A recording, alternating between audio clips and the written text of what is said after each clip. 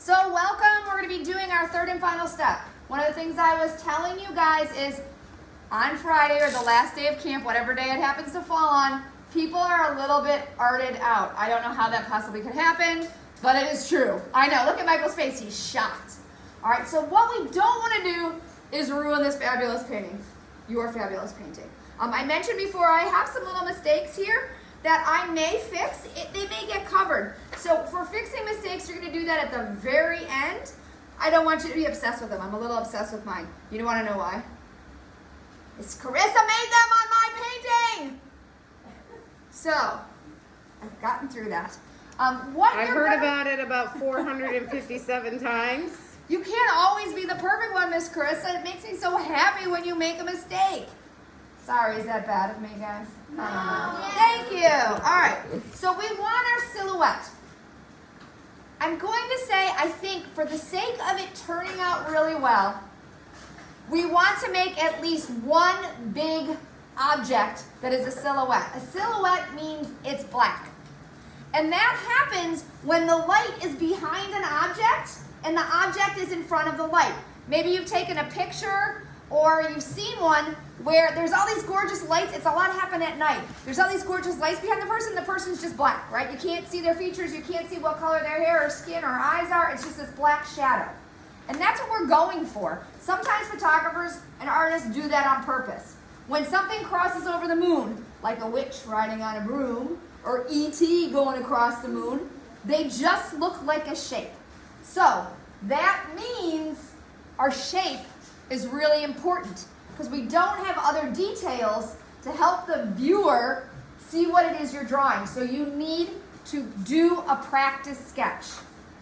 So I did a practice sketch. I'm going to make a flying dragon across my paper, or my moon, excuse me. It's going to be right about here, I think, and I drew it pretty big. I think if you get a piece of paper like a printer size 8.5 by 11, and you take up the whole paper, that's probably a good size for your silhouette. So I'm going to probably have him kind of flying across. I'm going to maybe have, I want him overlapping the moon. When you're doing art, one of the qualities that makes your art, you know what? Hey, Booch. One of the qualities that makes your art good is when you have an overlap, okay? So I want to go over my moon a little bit. That's important because a lot of beginning artists put an object here, they put an object here, and they put an object here, and there's no overlap. When you have overlap, it makes it look more 3D. So that's why we want overlap. So I did my drawing. Remember, now I didn't color it in all the way, but it is going to be solid black. All right, now the one thing I was toying with in my mind, and I may play with it, is when you have a big bat wing, the part that holds the bat wing is really dark and solid, but the place in between the wings is a little bit more flimsy. I'm thinking maybe not to have quite so much black there, so some of my color shines through. I'm not sure about that. That's kind of like an upper level thing. I'm not sure if it's going to work, but I may try it, and if I don't like it, I can just slap more black on, right? So I'm going to do my drawing really paying attention to the shapes I want. You don't want to do a sketch and be like, all right, I kind of get it. It's a person. It's going like this. I kind of know what it's going to do. You need to be sure you're sure of the shape, and you like it, because I need to be able, all these details that you can kind of see right now, it's just going to be a big black cloud. So your shape on the outer edges are really important. So there's a couple of things you can do. There is a trick. I'm not sure if you want to try this, but you can. Let's say you make the world's most beautiful drawing you ever made. You're like, I want it to be exactly like this, but I'm afraid I'm not going to be able to redraw it. Jillian, I think I stole your chair. You can grab one from anywhere. There is a little trick that you can try. If you get your 6B pencil and you put it on the back of your drawing and you smear it in, what do I have? I have a B, this should work. And I'm going to hold it up to show you, but I'm doing something like this. This is called the transfer process. I don't know if you've done it ever at school or at art before. You have to be a little bit careful because you're not able to press really hard because this is canvas and you can hurt it. But watch what happens when I trace using the pencil. So let's say I'm going to put it here, and I press down. And I'm not pressing down super hard, but I'm pressing down hard enough. I can see pencil mark. And I don't know if my kids at home are, but I'm going to just trace right over it. It transferred very faintly on the canvas. Okay? It is going to do it less in the darker areas, but it is a possibility if you are afraid of what you're going to do next. Okay? Now, I'm pretty good at drawing things, looking at something and redrawing. So I'm going to really quickly, I'm going to use a pencil. I'm probably going to use my 2B or my 4B. The reason being is my H's are really hard. That's what H stands for, right? They're really hard, and I could almost, if I press too hard with my H pencil, I could poke right through the canvas, or I can carve a big furrow in the canvas, and I don't want to do that. So the first step is your drawing. Get it so you like it. If you're afraid it's not going to be the same on here as on here, you can try the transfer process. You could also cut it out and trace it that way. I even think about that, yes, because it's just about shape, you could cut it out. I've got a lot of little weird details that would be hard, but what I could even do is I could cut out this shape. Should I do that, Miss Carson? Too. You could at home. I've got a lot of little spikes. I could maybe cut the shape of his head and add the spikes. There's lots of solutions to how you want to get it transferred. I'm not bad at drawing just quickly. Now another thing I want you to notice is, do you notice the size of my wings? One is bigger than the other one. You want to think about if you're putting your creature in space, what's going to be bigger or smaller? You can also go to the internet. Like, I didn't think of this. I actually looked at clip art on the internet for an inspiration. Now I added some more spikes and I did some stuff that I like myself, but using the internet as a resource is fine, and we have coloring pages here with a lot of fantasy stuff that might help you too. So the step you're going to do, and I probably won't do this whole thing, but I'm going to just start doing my dragon wing, and I'm just comparing it. I can do kind of sketches. I don't want to do super crazy dark sketches, but I can do kind of sketchy sketches, because guess what? It erases on here pretty nicely. So I'm going to kind of get my dragon down, and I'm going to go really fast, so I hope it doesn't get wrecked. Here's my little face. And it might not be the exact same as it was in my drawing, but I'm kind of okay with that because I just am doing a quick, you guys are probably, now my pencil down here is a little harder to see. You could actually, if you're really worried, get a colored pencil, like a white colored pencil, because I can't see my pencil marks there. It's up to you. I'm not too worried about it because as I said, I can look at my drawing and kind of get what I want. All right, so I'm going to get this. All right, here's his body. I'm going to do something with my tail. And I have a basic shape, okay? I'm not going to do this whole thing because I know you guys don't want to watch me. But once I have it down in pencil, I'm going to get a Sharpie marker, because the great thing about this is it's going to be black, right? So I can do it, but here's the thing. You got to kind of stay in the lines of your drawing, because if you go out, you can paint over the Sharpie. Oh, I got a bad one. You can paint over the Sharpie, but you want to be able, oh, it's not too bad. So all I'm going to be doing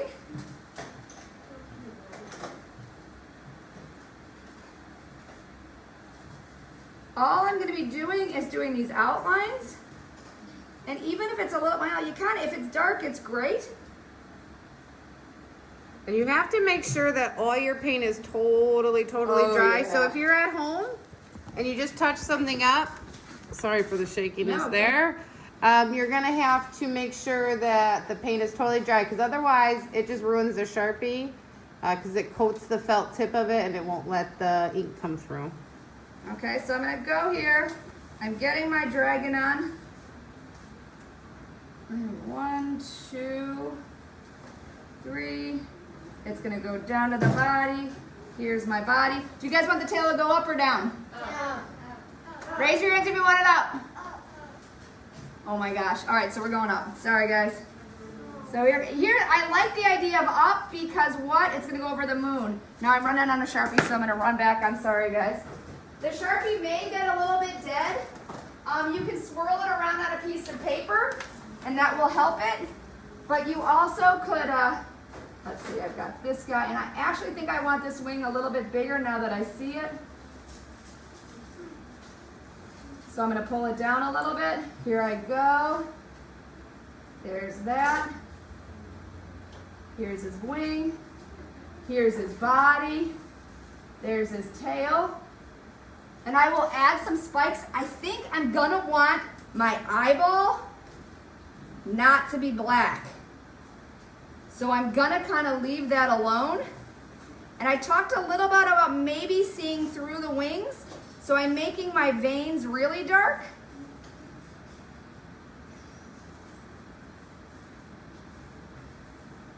And then I'm gonna add some of my spikes here. And then he's got little claws that hang out, so I'm gonna draw them. And I might add another, but I'm gonna take a look-see. Should I do a big spike at the end? Yes. It almost looks like another monster head. Okay, so I have my basic outlines. I can see that I have some pencil marks that I'm gonna have to erase, but the cool thing on canvas is you can erase them. The next step will be to start adding the black paint. Miss Chris, I don't have it yet, so you can stop the tape. Completely in the black Sharpie marker. I need you to think, like I have my friend Jed over here doing something that's really cool, and I had a kid this morning make a mistake until we thought about it. He was doing a bridge with giraffes walking across the bridge. But he made the giraffe's body, so he made a bridge, like that, and he made the giraffe's body on the bridge like you would think, and then he made the heads on the bridge. Okay, so that's what he did. What's going to happen when he paints it all black? It's going to look like a giraffe with a giant skirt. Because we won't be able to see those legs because we're painting it all black. So you need to think about how you're doing it. Now, our friend over here is solving it because his is a train. So he's going to make a light on the bridge and it's going to light up a little bit. But if you're just doing silhouettes, you have to think about, if your objects are on things, you have to think about the whole shape, that it doesn't make a giant black blob. Does that make sense to people? Yeah. Okay, so once you are all Sharpied outline-wise, you go get your black paint. You want it to be solid, and you want your edges, now I've got kind of sketchy edges, you want your edges to be exquisitely crisp. So what I'm going to do is similar to what like I did to the moon, I'm going to outline and fill. So like I'm going to go back over those Sharpie lines, and I'm going to make an outline. And I'm going to be sure that my line is not sketchy, blobby, out of paint. I don't want that. That doesn't look good. We need it to be graphic. So even if you accidentally do that, go back over it, smooth it out, and just change your drawing a little bit to allow for those bumps. And what I would suggest is, now if I outlined everything, I might stop and get another brush, because I had a really little brush. I might get one of my slightly bigger brushes, and then I'm going to start filling it in. If I start scrubbing, and I start getting like a lighter color, I need to go back and be sure I am a solid black. Because that is what a silhouette is. Now, the wings could be a little bit see-through. I could think about that if I wanted to. But I think for this purposes, I'm going to just kind of do that. And sometimes you can take like a tiny bit of a gray. Yeah, so if I want show my a little veins and my highlights wings to be seen, I could light them up a little bit later. But first thing I'm going to do is get all this black. And as you can see, like I can't see where one ring starts and the other one begins because my object, even though I had all this in my drawing, it's ultimately going to all be black unless I go back in and add highlights. Now I like the eyeball. I think I may make the eyeball either leave it pink. Oops, I went kind of big here. Leave it pink. I'm going to get my little brush. Or I might paint a different color on there just to make it interesting. But all you're going to be doing, now look at, I just dragged my hand to the paint. So as I said, standing up is better. Thinking about where your paint is wet is good. And you're just going to keep going until you get it. Doesn't mean I can't add like some baby dragons somewhere up here if I decide to add more. but you need at least one big object. You need to be sure that it's solid black. And if you make a mistake, there's a couple of things you can do.